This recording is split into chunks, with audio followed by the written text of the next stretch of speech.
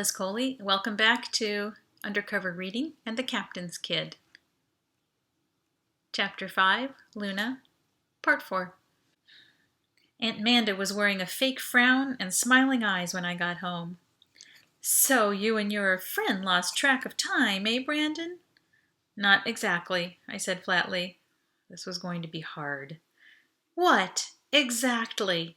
The smile faded from her eyes. The frown turned real.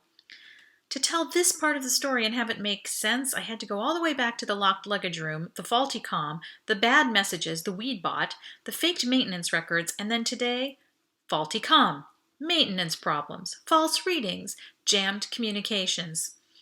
Aunt Manda listened in tense silence as the string of strange attacks escalated. Dang, I could totally have died out there today. I don't know why someone is so anxious to do terrible things to me. And Audrey. Aunt Manda's shoulders heaved as she took a deep breath.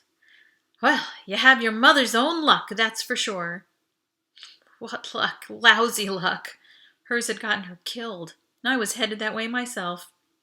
I let myself think of her face for a moment, alive and laughing. I anticipated the usual reaction, a tightening of my throat, a lead feeling in the pit of my stomach, but this time was different. You got the same natural attraction for trouble and danger, it seems, and the same ability to pull out of it that she always had. She rocked back in Mom's chair, the scarf touching the back of her shoulders. Oh, the scrapes Carolyn got me into when we were young. Her eyes took on a faraway, dreamy look. I sensed her wistfulness. I felt it in myself, too. But it wasn't a sharp pain. A smile edged the corners of my mouth, imagining what Mom would think of Audrey having to resuscitate me on our first date. Amanda's laugh startled me, so like Mom's. And then, when I was happy just to be out of it, our parents would punish me for letting it happen. Punish you? I was the eldest, you see, supposedly the responsible one. But even so, Kara was always the leader in our little adventures and misadventures, she chuckled. A leader. I remember Masuna's words and felt a swell of pride in Mom's last work. A glow. Was this called healing? Manda gripped my arm. Brandon, your father has to be told. I know. I was an idiot. And I didn't look forward to telling him the truth and nothing but the truth. Can you call him? Oh, no you don't. I'm not putting my head in that noose again. Her face softened. Tell you what, though. Call from the main house scream, and I'll be sitting right beside. Now, I asked. Right now. No damage done, I told myself. And he needs the facts. We placed the call through the video comm channel, ground to ship priority. I sat stiffly in front of the screen, knees practically knocking while I waited for Dad to link in. His face filled the screen. From his tousled hair, he'd probably been in bed. Spidey, what's up? No doubt, his voice was sleepy and hoarse. I guess you are now. Sorry, want me to call back in the morning? He jumped to alertness. Kiddo, you didn't wake me up just to say good night, did you? Tell me, you had a good reason. Amanda poked me. You can do it. Sure. Dad, when you called before, well, I was wondering if there was a specific reason you called to check up on me. That's why you woke me up? Not exactly. It just seemed strange that right after you called, things started going wrong. I hesitated. His eyes brightened, his face tensed. Things. Wrong.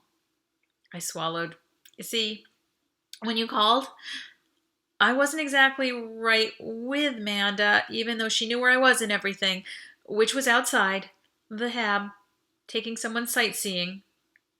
And his eyes looked ready to burst into flame. And when we tried to come back, the cart had power and communications problems, and we couldn't get back inside the usual way.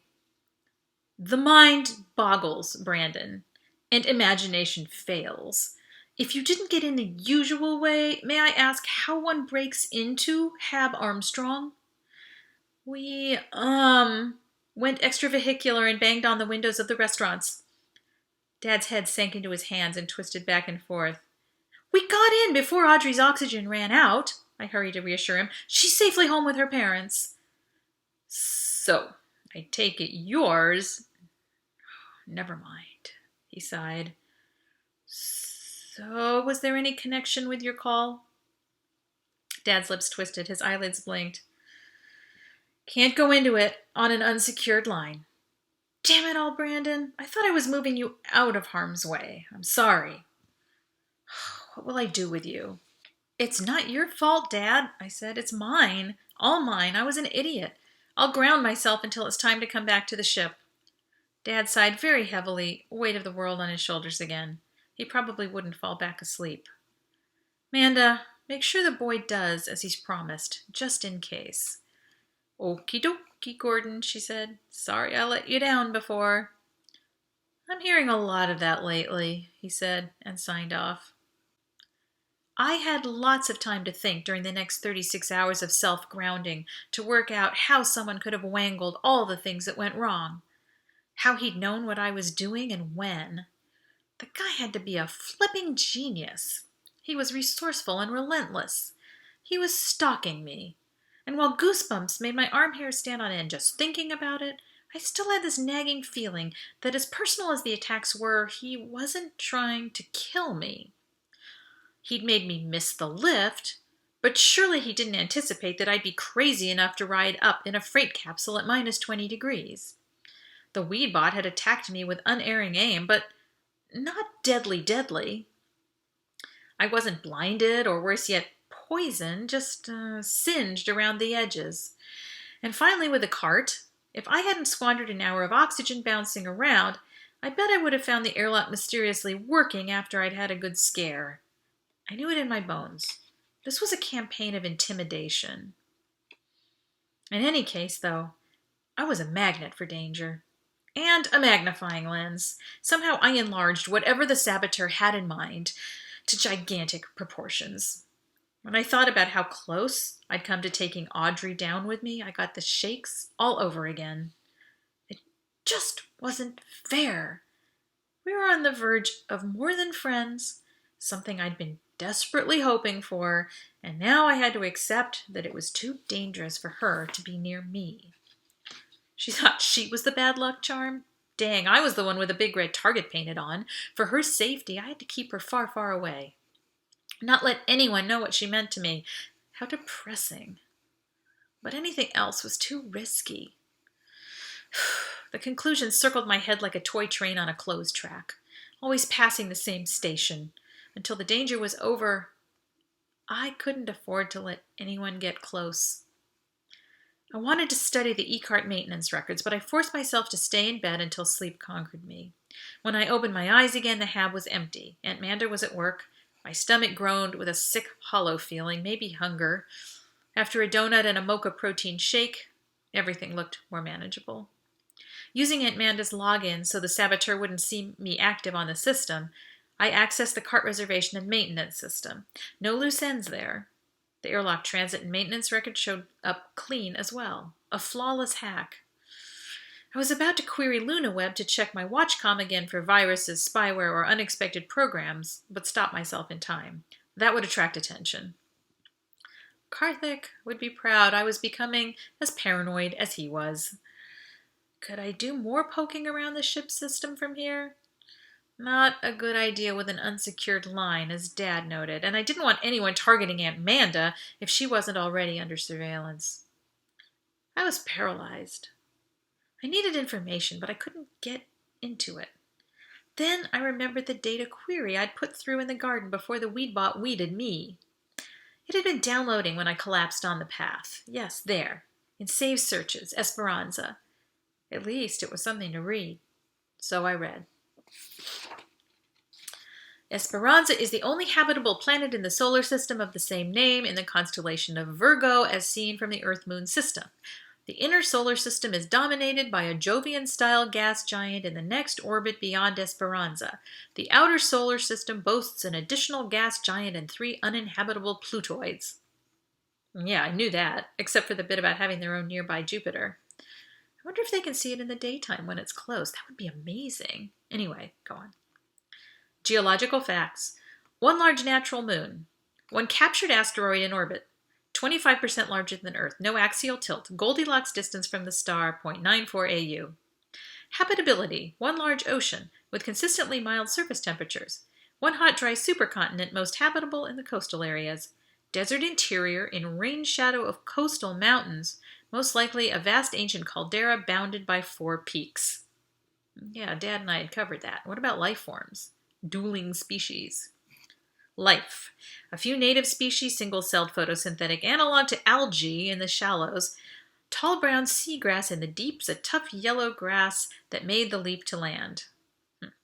Settlements. Pescados originated as a utopian environmentalist movement who believed a return to the sea would restore spiritual balance. I guess that hadn't worked out so well. Sequeunos are of Native American origin, formerly designated American Indians, specifically Navajo DNA offshoots. Ha! Finally, the interesting part. According to the data abstract, 100 years ago, back on Earth, the Navajo had been fighting to keep their tribal lands intact when the North American nations merged into a federation and the ancient treaties were ruled obsolete. A tribal schism started when a charismatic leader convinced a group to break their centuries-old bond to traditional territory and move willingly, not to a new land, but to a new planet. They were declared outlaws by the elders for leaving the homeland. Seriously? The text explained. Their ancestors were at rest in the soil of Earth, the 4 mountains of creation bounded their territory, and they had been given a sacred trust by the Creator to care for their lands forever. Leaving the land was unthinkable, equal to losing their souls, leaving themselves. Enter Ravenfeather Blackstone, the charismatic leader, who ranted against the pollution of their values by the North American Federation and the economic pressures poisoning them. He argued that the Creator wanted them to move to a new world, Esperanza, where the miracle of 4 mountains had been repeated hundreds of light years away. This great miracle was a true sign that their future lay deep in the night sky, he preached. The ones who bought it joined the emigrant movement and became the Sequeunos. The ones who stayed behind complained bitterly of his betrayal. It cut the legs off their argument that leaving their lands meant death. My eyes blurred as I read on about the ecological collapse and the Civil War. Early on, when the second resupply mission made contact, the Sequeunos Elder Council had rejected relocating. In fact, there wasn't even a word for relocation in their native language. By the time things became desperate enough to consider it, none of the old ones remained. The living population on Esperanza had no personal memory of Earth. From their perspective, their own ancestors lay there at rest in the soil of Esperanza. The 4 mountains of creation bounded their land, and they had been given a sacred trust by the Creator to care for these lands forever. Leaving the land would be unthinkable, equal to losing their souls, leaving themselves. I collapsed into Mom's chair and rocked, my dry eyes staring sightlessly at the walls. How would she hope to help these people? That's the end of this reading. Please come back for the next part.